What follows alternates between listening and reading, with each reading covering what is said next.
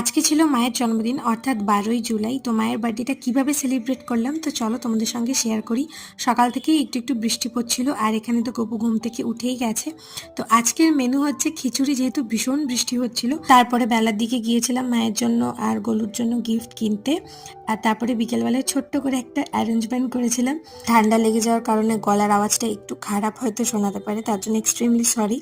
আর মায়ের এবারে বার্থডেটা গপুর সাথেই কেটেছে, ভীষণ সুন্দর লাগছিল দেখতে। দেখো মা ওকে কত সুন্দর করে কেক খাইয়ে দিয়েছে। আর তারপর মা বলছিল আমাকে খাওয়াতে, কিন্তু আমি বললাম যে না, যে বার্থডে গার্ল তাকে আগে কেক খেতে হয়। যাই হোক, তারপরেই আমিও মাকে সুন্দর করে একটুখানি কেক খাইয়ে দিলাম। আর মাও আমরা অনেক ছবি টবি এখানে তুলেছি। তো তারপরে মাও আমাকে একটুখানি কেক খাইয়ে দিল। তারপরে পিসিকেও ডেকেছিলাম ছোট্ট করে, কারণ কি একদমই ছোট্ট একটা সারপ্রাইজ করেছি মায়ের জন্য। আর মাকে আমি গিফটটা দিয়ে দিয়েছিলাম, মা তো প্রথমে রেখে গেছিল। যাই হোক, মা কিন্তু গিফটটা পেয়ে খুশি।